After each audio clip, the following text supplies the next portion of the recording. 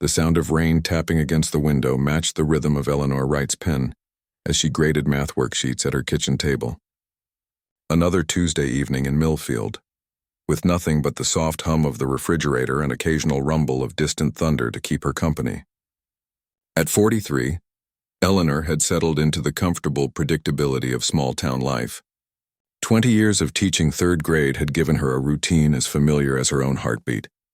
She tucked a strand of graying brown hair behind her ear and reached for her mug of tea, now cold after sitting forgotten beside stacks of student papers. The clock on the microwave read 8:17 p.m. 2 more sets of multiplication problems to go. Then she could reward herself with a chapter of the mystery novel waiting on her nightstand. The phone rang, cutting through the quiet apartment. Eleanor jumped, her pen leaving an accidental mark across Tommy Peterson's otherwise perfect homework. She picked up on the third ring. "Hello? Eleanor? It's Aunt Deb." The voice on the other end sounded tired, worn thin around the edges. "Aunt Deb, hi. Is everything okay?" Eleanor straightened in her chair, suddenly alert. Late evening calls rarely brought good news. A pause hung between them before her aunt spoke again. "It's Grandma Rose. She passed this afternoon. Peacefully in her sleep." Eleanor closed her eyes. Although not unexpected, her grandmother had turned 92 last month and had been declining steadily. The finality of it still hit her like a physical force. She remembered visiting just 2 weeks ago, sitting beside the hospital bed they'd set up in the farmhouse's front room, holding a hand that seemed impossibly fragile, all blue veins and paper-thin skin. "I'm so sorry," Eleanor whispered, though she wasn't sure if she was speaking to Aunt Deb or to her grandmother's memory. "The funeral will be Saturday," Aunt Deb continued. "And Eleanor? She left something for you, in her will." This caught Eleanor off guard. "For me, what is it?" "That old piano, from the sitting room. She was very specific that it should go to you." The piano. Eleanor could picture it clearly. The upright Steinway that had occupied the corner of her grandmother's farmhouse for as long as she could remember. As a child, she'd been fascinated by it, running her small fingers over the yellowed keys when the adults weren't watching. Her grandmother played sometimes, usually in the evenings, filling the house with old hymns and folk songs that made everything feel warm and safe. "I don't understand," Eleanor said. "I don't play. I never learned. Why would she want me to have it?" She had her reasons, I suppose. You know how she was. There was a soft affection in Aunt Deb's voice. "Anyway, we'll need to figure out how to get it to you after the funeral. That thing weighs a ton." After hanging up, Eleanor abandoned the remaining homework and walked to the window. The rain had picked up, streaming down the glass in rivulets that distorted the streetlights outside. A piano. What on earth would she do with a piano in her small 2-bedroom apartment? She hadn't thought about the instrument in years, though now memories surfaced of watching her grandmother's hands move across the keys, creating sounds that seemed magical to a young girl. The farmhouse felt different without Rose in it. The funeral had been simple but well attended. Her grandmother had been loved by many in the community.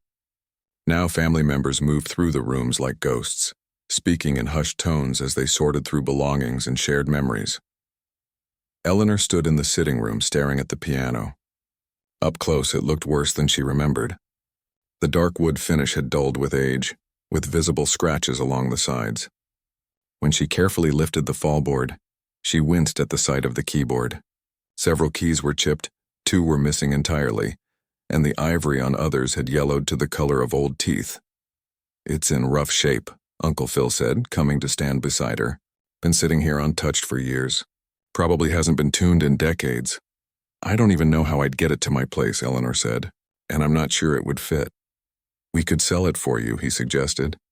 "There are people who restore these old things. Might get a few $100s for it, even in this condition." Eleanor ran her fingers lightly over the keys, pressing one down. The note that emerged was sour and flat. "Maybe that makes more sense," she admitted. "I wouldn't know what to do with it." Later, as she helped pack up kitchen items, Aunt Deb handed her a small wooden box. "Found this in your grandma's dresser drawer. It has your name on it." The box was smooth with age, a simple design with a small brass clasp. Inside, Eleanor found a folded piece of stationery and a key. She recognized her grandmother's elegant, slanted handwriting immediately. "My dearest Eleanor, by now you'll have discovered I've left you my piano. You're probably wondering why. since you never took lessons like your cousins. The truth is, I've watched you your whole life. You have music in you that hasn't found its way out yet. Sometimes the things we need most are the things we don't think to ask for. The piano needs love just like people do. It has stories inside it waiting. Maybe you need each other. The key opens the bench where I've kept some things you might find useful. Don't be afraid to make mistakes. That's where the best music comes from. All my love. Grandma Rose Eleanor read the note twice, then folded it carefully and tucked it into her pocket. She walked back to the sitting room and found the piano bench, inserting the small key into a lock she hadn't noticed before. Inside were several yellowed music books, a metronome, and a small photo album. She opened the album to find pictures she'd never seen before. Her grandmother as a young woman sitting at this very piano, surrounded by people with their heads thrown back in laughter or leaning in close to listen. There was a joy in these images that tugged at something deep in Eleanor's chest. "Everything okay?" Aunt Deb asked from the doorway. Eleanor closed the bench and stood up. "I've changed my mind. I want to keep it." Getting the piano into her apartment required professional movers, a generous neighbor who held the door, and a complete rearrangement of her living room furniture. The cost was more than she'd expected, nearly emptying her modest savings account. As she watched the movers position the instrument against the wall between her bookshelf and the window, Eleanor wondered if she'd made a terrible mistake. Once alone, she sat on the bench and lifted the fallboard again. In the daylight of her apartment, the piano looked even more decrepit than it had at the farmhouse. Dust had settled into every crevice. When she pressed a key, the hammer inside moved sluggishly, producing a dull thud rather than a musical note. "What am I supposed to do with you?" she whispered. That night she dreamed of her grandmother playing, but when she looked closer, the hands on the keys were her own. The next day was Sunday. Instead of her usual routine of grocery shopping and lesson planning, Eleanor found herself searching online for how to restore an old piano. She scrolled through forums where enthusiasts discussed rebuilding techniques, watched videos of people taking apart and putting together instruments, and read articles about the history of Steinway uprights. By afternoon, she'd made a list of supplies and found a specialty shop an hour's drive away that carried piano parts. She changed into jeans and a t-shirt, grabbed her purse, and headed to her car with a determination that surprised her. The bell above the door jingled as Eleanor entered Timothy's Music Emporium. The shop was narrow but deep, with walls lined with instruments and glass cases displaying smaller items. A gray-haired man looked up from behind the counter. "Can I help you?" he asked. Eleanor hesitated, suddenly feeling out of place. I have an old piano. It needs a lot of work." "Restoring it yourself?" He raised an eyebrow. "Trying to," she admitted. "I don't really know what I'm doing." He studied her for a moment, then smiled. "Most people don't when they start." "What kind of piano?" "A Steinway upright. Probably from the 1920s, I think." The man, Timothy, she presumed, came around the counter. "That's a worthy instrument. Tell me what condition it's in." For the next hour, Eleanor described the piano in detail as Timothy nodded, asked questions, and occasionally wrote notes.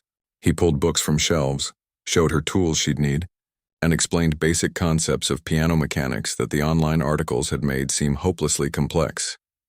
"Start with a good cleaning," he advised as he rang up her purchases. "Don't try to fix everything at once. Get to know it first. Pianos are like people. They reveal themselves slowly." Eleanor drove home with a trunk full of specialized cleaners, small tools, cotton cloths, and a book titled Piano Restoration for Beginners. She felt a flutter of excitement she hadn't experienced in years. That evening, she pushed up her sleeves and began the careful process of cleaning decades of dust and grime from the piano's interior. She worked slowly, referring often to diagrams in the book, learning the names of parts she'd never known existed: hammer shanks, damper felts, tuning pins, the soundboard. As she cleaned, she found things tucked away inside: a child's marble, a yellowed newspaper clipping about a local music festival from 1967, a dried flower pressed between the wooden supports. Each discovery felt like a small gift, a piece of history preserved in this sleeping instrument. It was well past midnight when Eleanor finally straightened her aching back and looked at what she'd accomplished. The piano was still broken, still unplayable, but somehow it already looked different to her. less like an unwanted burden and more like a project with possibility. A challenge that had arrived precisely when she needed one. She closed the fallboard gently and wiped her dirty hands on a rag. There was something satisfying about physical work that left visible results, so different from teaching, where progress was often invisible and slow. "We've got a long way to go," she told the piano softly, running her hand along its top. The words from her grandmother's note came back to her. "You have music in you that hasn't found its way out yet." Eleanor didn't know if that was true, but as she got ready for bed, she found herself humming a tune she couldn't quite place, something half-remembered, half-invented. For the first time since the funeral, she fell asleep without feeling the weight of loss pressing down on her chest. The journey had begun. The school bell rang, releasing a flood of 8-year-olds into the hallway. Eleanor gathered her teaching materials, tucking worksheets into folders as the last of her students disappeared through the doorway. Principal Harrington poked his head into the classroom. "Heading home, Eleanor? You've been rushing out pretty quickly these days." Eleanor smiled, feeling a bit sheepish. "I've got a project I'm working on. Must be something special." "I haven't seen you this energized in years," she hesitated, then admitted. "I'm restoring my grandmother's piano." "You play?" His eyebrows lifted in surprise. "No, not at all." She laughed at the absurdity of it. "But I'm learning how to fix one." The drive home seemed longer than usual. Eleanor's fingers tapped impatiently on the steering wheel as she waited at red lights, her mind already in her living room with the piano. Over the past 3 weeks, the restoration had grown from a curious project into something close to an obsession. Her apartment had transformed. The dining table now served as a workbench, covered with specialized tools, parts catalogs, and notebooks filled with her increasingly detailed observations. She joined online forums where piano technicians and hobbyists shared advice. The professional restorers had been welcoming to the newcomer in their midst, offering guidance and encouragement. That evening, Eleanor settled onto the floor beside the piano, where she'd removed the lower panel to access the pedal mechanisms. The sustain pedal had been sticking, and she'd ordered a replacement part that had arrived in yesterday's mail. She wore old clothes, her hair pulled back with a bandana. A smudge of graphite already marked her cheek. "Okay," she told the piano. "Let's see if we can get you walking again." Hours melted away as she worked. There was something deeply satisfying about understanding how things fit together, about coaxing old mechanisms back to life. Unlike the abstractions of teaching, where progress happened invisibly inside young minds, this work produced tangible results. When she finally reattached the panel and tested the pedal, the smooth resistance under her foot felt like a personal victory. She celebrated with a glass of wine, sitting on the bench and carefully pressing keys. Some still didn't work at all.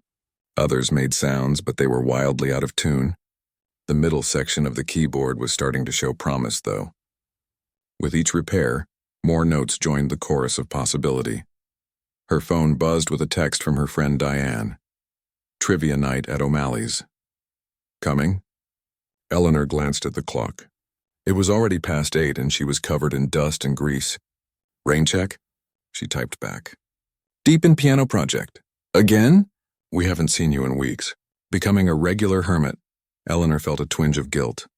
It was true. She'd been turning down invitations, missing her usual social gatherings. But somehow the quiet evenings with the piano had become precious to her.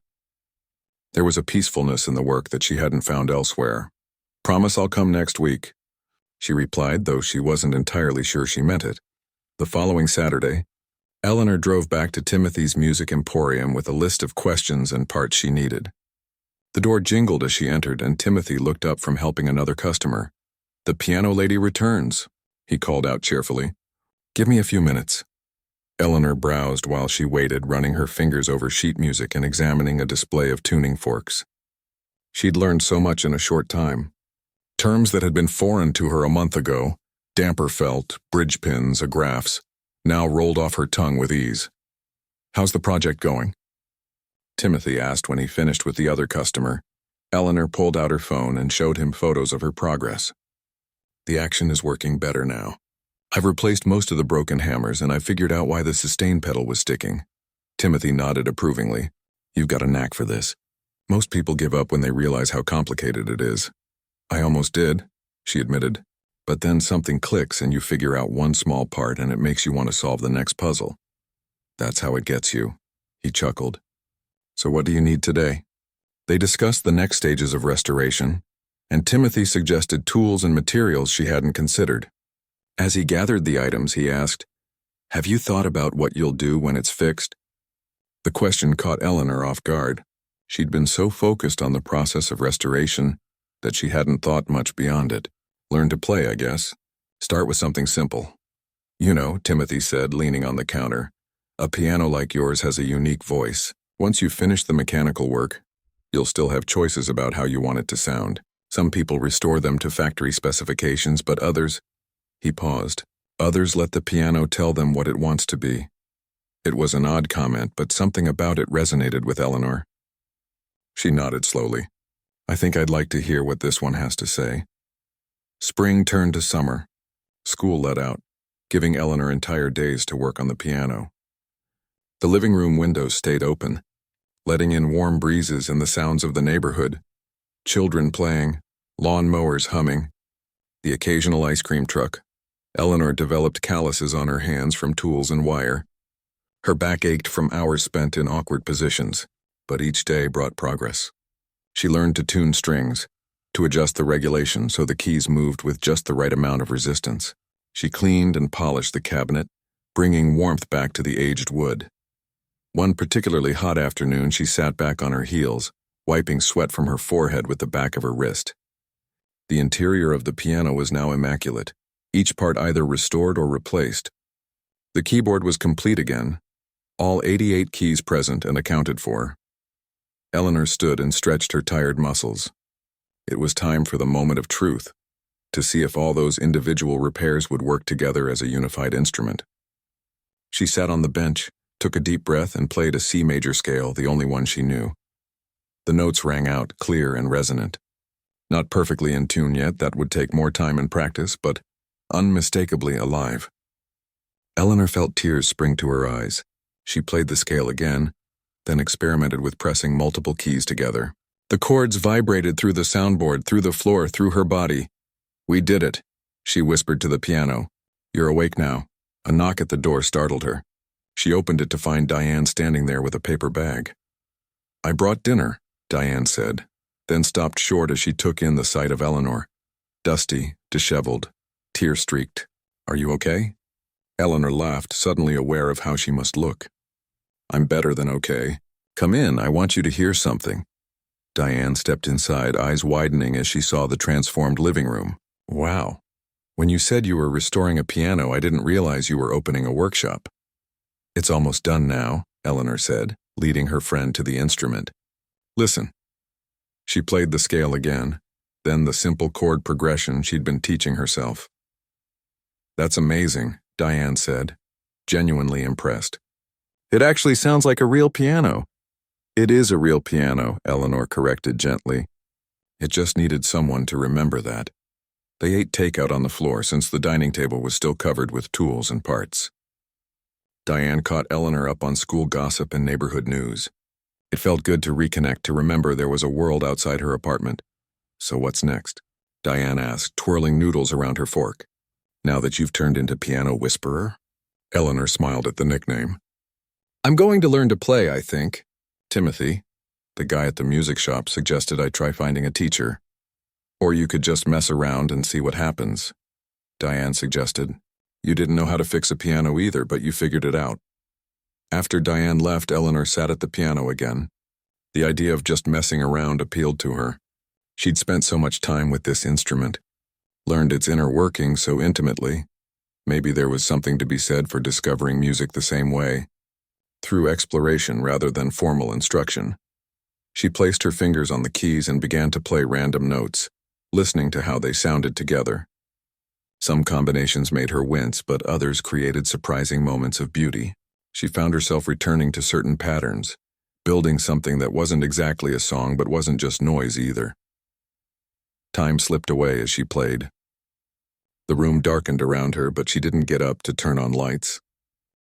There was something magical about sitting in the growing darkness, finding her way across the keyboard by touch and sound alone.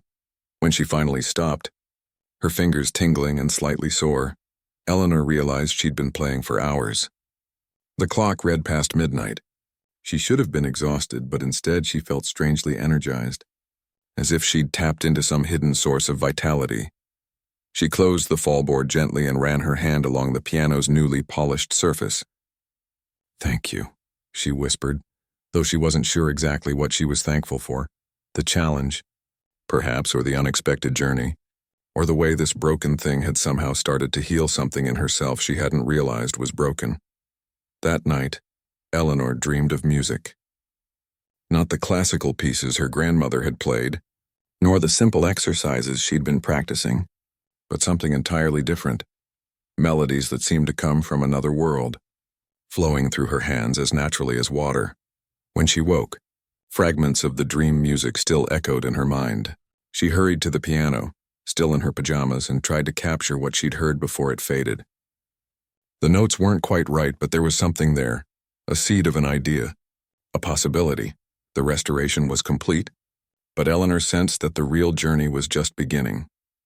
The school year began again with its familiar rhythm of fresh notebooks, nervous students, and the smell of newly waxed hallways. Eleanor stood at her classroom door, welcoming third graders with a smile that felt more genuine than it had in years. Several parents did double takes when they saw her. "Ms. Wright, I almost didn't recognize you," said Mrs. Chen as she dropped off her daughter. Eleanor laughed. "Did I change that much over summer?" Mrs. Chen tilted her head, studying her. "You seem brighter somehow." The observation followed Eleanor through the day. She moved through her lessons with an energy that surprised even herself. During lunch, another teacher commented on her humming. "New boyfriend?" the kindergarten teacher teased. Eleanor shook her head. "New hobby, actually. Evenings and weekends now belonged to the piano." Eleanor had filled a shelf with beginner music books, but she found herself drawn more to improvisation than to structured lessons. She'd sit at the piano after dinner and let her fingers wander, sometimes hitting jarring combinations, but often finding passages that made her pause and think, "Did I really just play that?" On a cool September evening, Eleanor lost track of time at the keyboard. What began as simple chord progressions evolved into something more complex. Her left hand found a pattern it liked, a gentle rhythmic foundation, while her right hand explored a melody that kept shifting, never quite settling. She closed her eyes, letting the music guide her rather than the other way around. When she finally stopped, Eleanor realized her face was wet with tears she hadn't noticed falling. The melody had drawn something from deep inside her, a feeling she couldn't have expressed in words. She grabbed her phone and hit record, then played it again. It wasn't perfect. She could hear her own hesitations, the occasional wrong note, but there was something in it, something real. Later that night, she listened to the recording while getting ready for bed. It still moved her, this simple piece that had come from nowhere. On impulse, she sent the audio file to Diane with a message. "Something I made up tonight. Not sure what to call it." She fell asleep before getting a response, but woke to several messages. "Eleanor, this is beautiful. Since when can you play like this? Is this really you playing? Where did you learn this piece?" Eleanor smiled at her friend's surprise. "Just something that happened," she wrote back. "Nobody taught me. It just came out." Throughout the day, she found herself humming the melody from the night before. During her planning period, she jotted down notes to help her remember it. By the time she got home, she was eager to get back to the piano, to see if she could capture that feeling again. The piece came back easily, as if it had been waiting for her. This time she played with more confidence, letting the music breathe and grow. She recorded this version too, noticing how it had evolved since the previous night. Still recognizably the same piece, but with new flourishes and depths. Over the next few weeks, Eleanor fell into a new routine. She'd come home from school, make a simple dinner, and then sit at the piano until bedtime. More melodies emerged, each one different from the last. Some were wistful and slow, others playful and quick. She began to record them all, creating a growing library of her own compositions. One evening, the doorbell rang while she was in the middle of playing. Eleanor opened the door to find Diane standing there with a bottle of wine. "I had to hear it in person," Diane explained. "You've been sending me these recordings for weeks, and I still can't believe it's really you playing." Eleanor laughed and welcomed her in. It's still hard for me to believe sometimes, too. Diane settled on the couch with her glass of wine. Play me something new. A little self-conscious with an audience, Eleanor sat at the piano. She took a deep breath, placed her hands on the keys, and began to play. At first, her fingers felt stiff, too aware of being watched, but gradually the music took over and she forgot about Diane, forgot about everything except the conversation between her hands and the instrument. When she finished, the room was silent for a long moment. "Eleanor," Diane finally said, her voice hushed.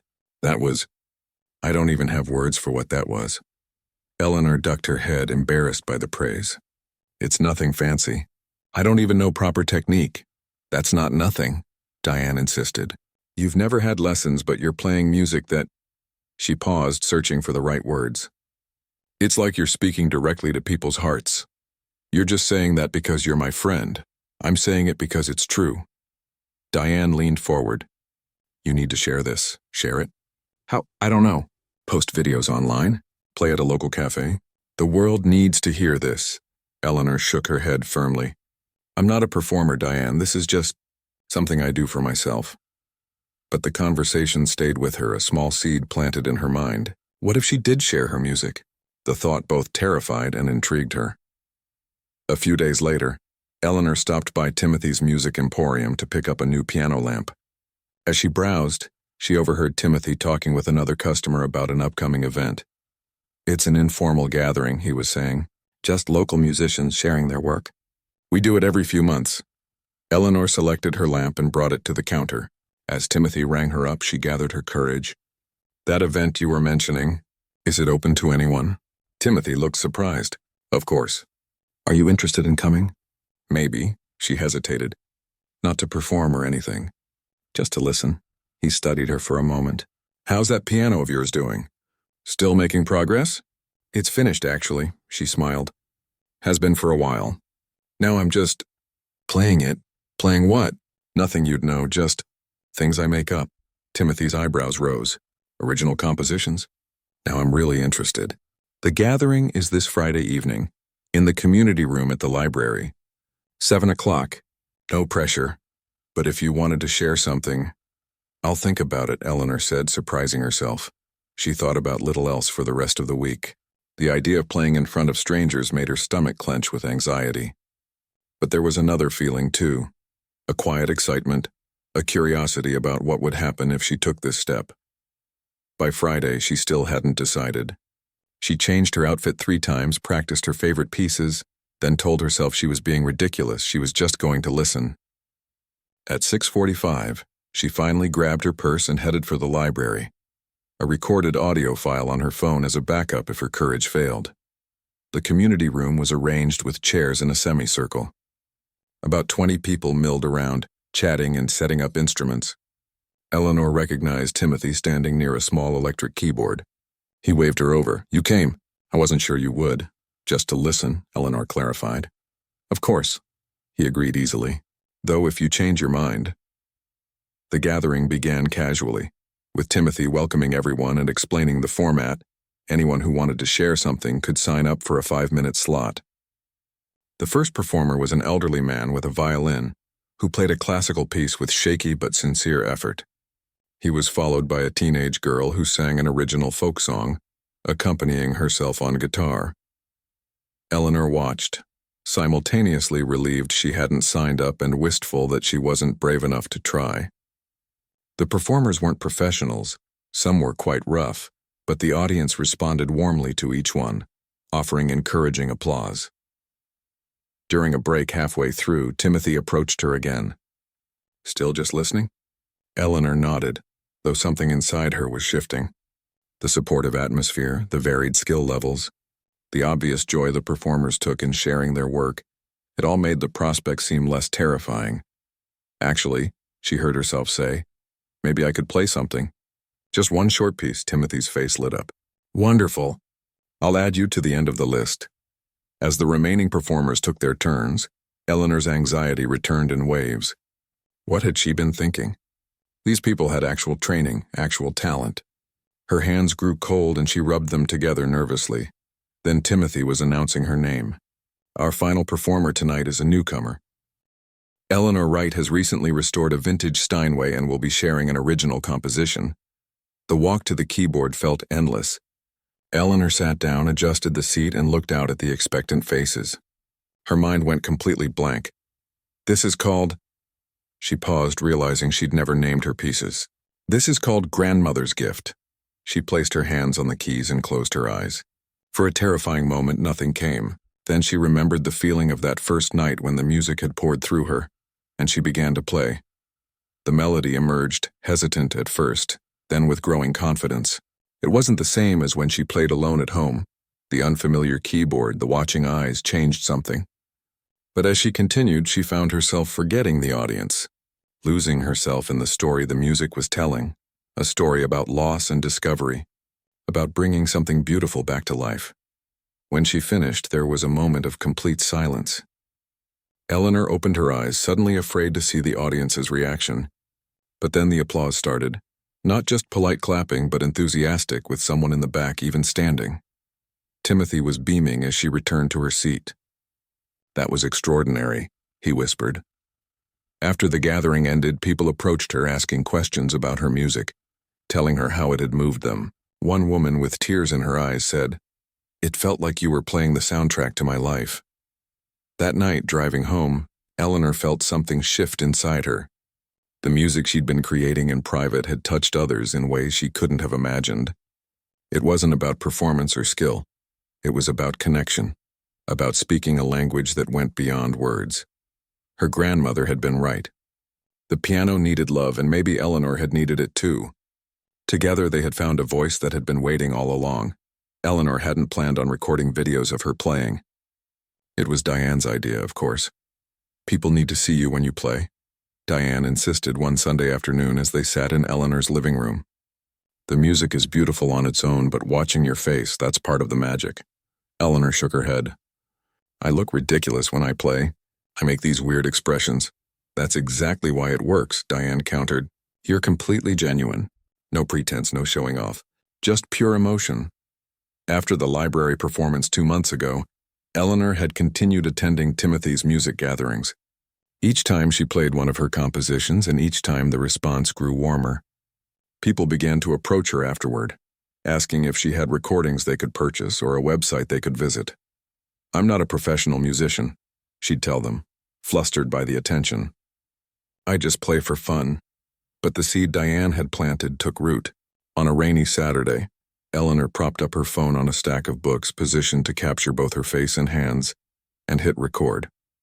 She played 3 pieces, choosing her favorites, the wistful melody she'd first discovered, an upbeat composition that reminded her of children playing, and a newer piece that felt like a conversation between hope and doubt. When she watched the videos afterward, she cringed at her expressions. The way she sometimes mouthed words to music that had none, how she swayed and nodded as if in conversation with someone invisible. But she had to admit there was something compelling about seeing the physical manifestation of what she felt when she played. "Fine," she told Diane over the phone. "I made some videos. But they're just for us," Diane laughed. "We'll see about that." "Ms. Wright, are you famous?" Eleanor looked up from helping a student with a math problem to find half her class staring at her with newfound curiosity. The question came from Andy, a usually quiet boy who sat in the back row. "Famous? Of course not." "Why would you ask that?" "My mom showed me a video of you playing piano. She said it made her cry, but in a good way." Heat rushed to Eleanor's face. "A video?" During lunch, she checked her phone and found a flood of notifications. There was a message from Diane. "Don't be mad. I only shared it with my sister, who shared it with a few friends." Eleanor's hands shook as she opened the link Diane had sent. It was her video, the one with the wistful melody, now posted on a popular social media platform. The view count was over 20,000. The comments section overflowed with responses. "Who is this woman? This is absolutely beautiful. No fancy studio, no professional lighting, just raw talent and emotion. I'm in tears. I've had this on repeat all morning. Something about it just speaks to my soul. Does she have an album? I need more of this in my life." Eleanor put down her phone, feeling lightheaded. 20,000 strangers had watched her play, had been inside her living room, had seen her making those ridiculous expressions she'd been embarrassed about. But they weren't mocking her, they were moved. That evening, she called Diane, who immediately launched into apologies. "I'm so sorry, Eleanor. I just thought a few people might enjoy it. I had no idea it would go viral like that." "It's okay," Eleanor said, surprising herself with how much she meant it. "I'm not angry." "You're not?" "No, it's actually kind of amazing, all these people connecting with something I created. I never imagined anything like this." There was a pause on the line. "So, would you consider posting more?" Eleanor looked at the piano, which seemed to gleam in the evening light. "Maybe. Let me think about it." Over the next week, the video continued to spread. Local news picked up the story.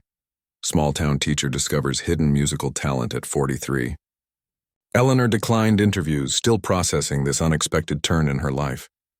But she did set up a simple account where she could post more videos on her own terms. She recorded herself playing on Sunday evenings when the light was good and she felt rested.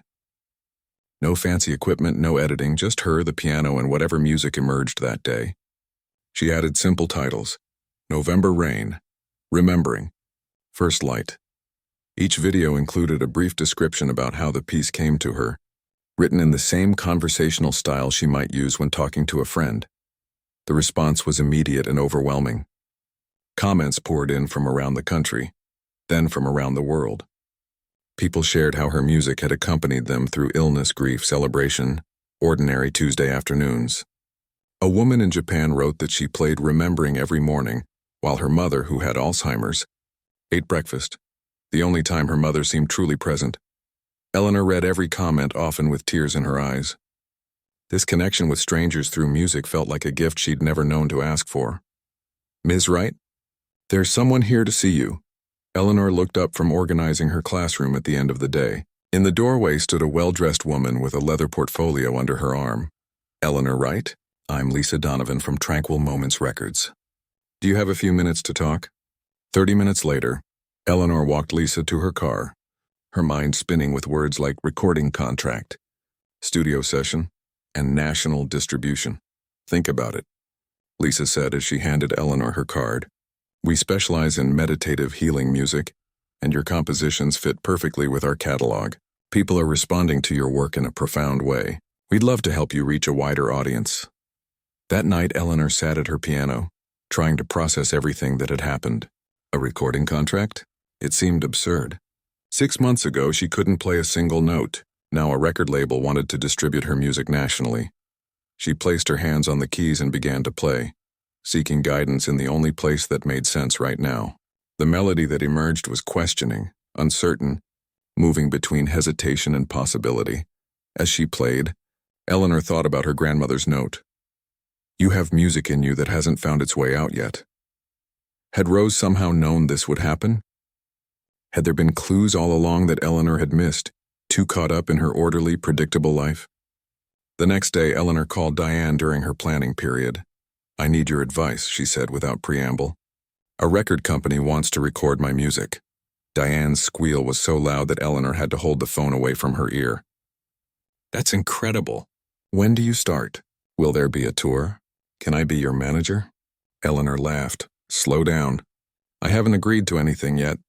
I'm not sure it's right for me. What's holding you back?" "I don't know. It all feels so commercial. The music has always been personal, something between me and the piano. I'm not sure I want to turn it into a product." Diane was quiet for a moment. "What did Lisa say exactly? What kind of contract are they offering? How did you know her name was Lisa?" "Lucky guess." "What did she tell you?" Eleanor described the meeting, the company's focus on meditative music, the proposed recording schedule, the distribution plans. "They want me to record an album called Healing Hands or something like that. They keep using words like therapeutic and stress relief. And that bothers you?" "A little," Eleanor admitted. "My music isn't a prescription or a self-help tool. It's just stories without words, feelings turned into sound. Have you talked to Timothy about this? He knows the music business, right?" It was a good suggestion. That afternoon, Eleanor stopped by the music shop. Timothy listened carefully as she outlined the offer. "Tranquil Moments is a reputable label," he said when she finished. "They've been around for years, but their focus is fairly narrow. Background music for meditation, spas, that sort of thing. That's what I was afraid of, Eleanor sighed. The music means more to me than that, Timothy nodded. I understand. But consider this. Having your music widely available means more people can connect with it, can find their own meaning in it. The label's marketing might focus on relaxation, but listeners will discover what's really there. He showed her albums from his personal collection, classical pieces repurposed for studying, jazz standards repackaged as dinner party background music. Great art finds its audience, regardless of how it's presented, he said. The question is whether you want to reach more people or keep the music close to home. Eleanor left the shop with more to think about. At home, she sat at the piano but didn't play. Instead, she reread her grandmother's note, the words now worn at the folds from frequent handling. Sometimes the things we need most are the things we don't think to ask for. She thought about the comments on her videos. People describing how her music had comforted them during chemotherapy, had played at weddings and funerals, had become the soundtrack for significant moments in their lives. Perhaps sharing her music more widely wasn't about commercialization, but about connection. Eleanor made a video that evening, more personal than her others. She spoke directly to the camera about her journey, finding the piano, learning to restore it, discovering music within herself. She explained the offer from the record company and her hesitation. I've been reading your comments about how this music has become part of your lives, she said. That matters more to me than you can imagine. So I'm asking for your thoughts. Should I sign with a label that will help share this music more widely? Or should I keep it as it is?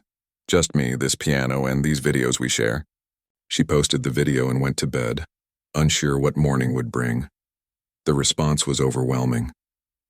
Thousands of comments poured in overnight, the vast majority encouraging her to sign the contract, to let her music reach more people who needed it. One comment in particular caught her attention. My brother is in a care facility. He has severe autism and rarely connects with anyone. Last week, his caregiver played your November Rain video. My brother, who never shows emotion, started to cry. He's asked for Piano Lady every day since. Please, please make your music available to as many people as possible. It's reaching places nothing else can. Eleanor read the message 3 times, tears blurring her vision. She picked up the phone and called the number on Lisa's business card. I'd like to discuss that contract, she said. But I have some conditions. The recording studio looked nothing like Eleanor had imagined. No dark room with a glass booth. No complicated control panels with countless dials and buttons. Instead, it was a converted church with soaring ceilings, warm wooden floors, and windows that let in streams of natural light. A gleaming grand piano sat in the center of what had once been the sanctuary. We find that musicians play differently in beautiful spaces, Lisa explained as she showed Eleanor around. Especially for the kind of emotional music you create. Eleanor's conditions for signing with Tranquil Moments Records had been simple but non-negotiable. She would play her grandmother's restored piano, not a studio instrument. The recording would be done in long, uninterrupted takes rather than pieced together, and the album would be presented as musical storytelling, not as a relaxation tool. To her surprise, Lisa had agreed to everything. Your authenticity is what makes your music special, she'd said. We'd be fools to interfere with that. So Eleanor's beloved piano had been carefully transported to the studio, tuned and positioned just so. Now as she sat on the familiar bench, she ran her fingers lightly over the keys. Despite the unfamiliar surroundings, the touch and response were exactly the same. This was still her piano, still the instrument that had changed her life. Whenever you're ready, the sound engineer said gently from a discreet corner. No pressure. Think of this as playing in your living room, just with better microphones. Eleanor took a deep breath, closed her eyes, and began to play. The first piece was Grandmother's Gift, the composition that had started everything. As her hands moved across the keyboard, she thought of Rose, wondering if somehow, somewhere, she might be listening. The day flowed by in a blur of music.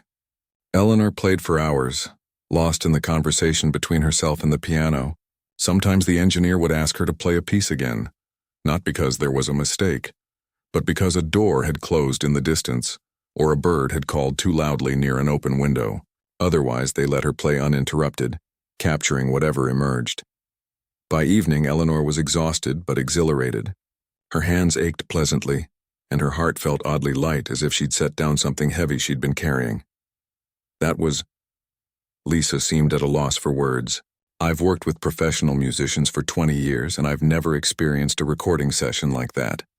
"You played for nearly 6 hours straight." Eleanor smiled, surprised herself. It didn't feel that long. Once the music starts, time sort of disappears.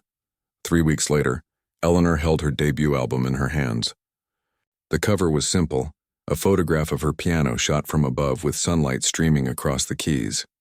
The title, Restoration, was printed in a clean, elegant font. Inside was a short paragraph about the piano's journey from forgotten heirloom to beloved instrument, alongside a small photo of Eleanor's grandmother. The album's release was quiet by industry standards. No big promotional campaign, no flashy advertisements. Yet within days it had climbed the digital charts, spreading through word of mouth and social media. Reviews used words like authentic, healing, and transcendent. A prominent music critic wrote, "Wright's untrained style breaks all the rules, and that's precisely what makes it revolutionary. She plays straight from the heart to the heart, without technical prowess getting in the way." Eleanor continued teaching, finding balance between her classroom responsibilities and her new identity as a recording artist. Her students treated her minor celebrity with the matter-of-factness that only children can manage. "My mom plays your music when she does yoga," one girl informed her casually while working on a science project. "My dad listens to it in the car when traffic makes him angry," offered another.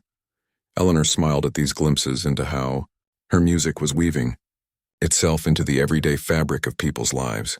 There was something deeply satisfying about creating something that helped others in tangible ways. 6 months after the album's release, Eleanor received an unusual email from a doctor at a renowned children's hospital in Boston. Dr. Harriet Wilson explained that she'd been using Restoration as part of her work with pediatric patients undergoing lengthy treatments. "The results have been remarkable," she wrote. "Children who typically experience high anxiety during procedures remain noticeably calmer when your music is playing. Several of our neurologists have become interested in studying this effect more formally. Would you be willing to visit our hospital to see this work in person?" Eleanor read the email 3 times, trying to process the idea that her improvised piano playing might have measurable medical benefits. She wrote back the same day, agreeing to visit. The pediatric ward was both exactly what Eleanor expected and nothing like she imagined. Bright colors and cheerful decorations couldn't quite mask the serious work happening within these walls. Dr. Wilson led her through corridors where staff members did double takes as they passed, several mouthing thank you as they recognized her. "Your music has become quite popular here," Dr. Wilson explained, "not just with the patients but with our staff too. Healthcare work carries a heavy emotional burden, and we found your compositions help with that as well." They stopped outside a treatment room where a young boy was receiving chemotherapy. Through the window, Eleanor could see him lying back with eyes closed, a pair of headphones over his ears. Despite the IV in his arm, his expression was peaceful, almost dreamy. "That's Tyler," Dr. Wilson said softly. "Before we started playing your music during his treatments, it would take 3 staff members to hold him still enough for the IV insertion. He was terrified. Now he brings his own headphones and asks for piano music as soon as he arrives." Eleanor felt a lump form in her throat. "May I meet him?" Tyler's face lit up when Dr. Wilson introduced Eleanor as the piano lady. He asked earnest questions about how she made the music and told her which tracks were his favorites. "It makes pictures in my head," he explained. "When I listen, I'm not really here getting medicine. I'm somewhere else, somewhere better." That evening, Eleanor sat in her hotel room, overwhelmed by everything she'd witnessed. She opened her laptop and began typing a long email to Lisa, outlining an idea that had been forming throughout the day. 2 months later, Eleanor launched the Restoration Foundation with seed funding from her album royalties. Its mission was twofold: to place restored pianos in hospitals, schools, and community centers across the country, and to teach piano restoration as a therapeutic skill for at-risk youth and veterans. The foundation partnered with Timothy's Music Emporium to create workshop spaces where master piano technicians volunteered their time, teaching others the painstaking craft of bringing old instruments back to life. Participants not only learned valuable skills but experienced the same meditative focus and sense of purpose that Eleanor had found during her own restoration journey. As the foundation grew, Eleanor began receiving donations of neglected pianos from addicts, basements and storage units across the country. Each came with its own history, its own story of being loved and then forgotten. Under careful hands, these instruments found their voices again, then found new homes where they could bring music to communities that needed it. A year after Restoration was released, Eleanor received an invitation she never expected, to perform at the Kennedy Center in Washington, D.C. The program would feature her original compositions alongside a short documentary about the Foundation's work. For weeks she agonized over whether to accept, questioning if she belonged on such a prestigious stage. "You absolutely do," Diane insisted. "Not because you're the most technically brilliant pianist in the world, but because your music speaks to people. That's what matters." Timothy was equally encouraging. "Sometimes the most important music isn't the most complex. It's the music that reminds us of our humanity." On the night of the performance, Eleanor wore a simple black dress. Nothing flashy, just as her music had no unnecessary flourishes. Her grandmother's piano had made the journey to D.C. and waited for her on the stage, spotlit and gleaming. As she walked out to thunderous applause, Eleanor felt a moment of unreality. How had she arrived here on this stage when 2 years ago she couldn't play a note? She sat at the bench, adjusted her position, and looked out at the packed auditorium. "This first piece is called The Inheritance," she said simply into the microphone. "It's for my grandmother who knew me better than I knew myself." Her fingers found the keys and the music began to flow. As she played, images appeared on a large screen behind her. Photographs of restored pianos in hospital wards, community centers, veterans' homes, and schools across America. Each image dissolved into the next. A nurse sitting at a piano during her break, her shoulders visibly relaxing. Children gathered around a piano in an inner-city classroom. An elderly man in a memory care facility, his fingers finding melodies he thought he'd forgotten. Eleanor played for an hour, lost in the conversation with her piano. When she finally finished and looked up, the entire audience was on its feet. But it wasn't their applause that moved her to tears. It was the knowledge that across the country, hundreds of restored pianos were now making their own music, creating their own ripples of connection and healing. As she took her bow, Eleanor thought again of her grandmother's note. "Sometimes the things we need most are the things we don't think to ask for." The broken piano had been exactly that, an unexpected gift that had awakened something sleeping within her. Now that gift continued to multiply, spreading from person to person, piano to piano, creating a legacy of restoration that extended far beyond anything she could have imagined. The simple woman who had turned a broken piano into magic had, indeed, spread that magic across America, not by becoming famous, but by showing others how to find the music waiting inside forgotten things, and inside themselves.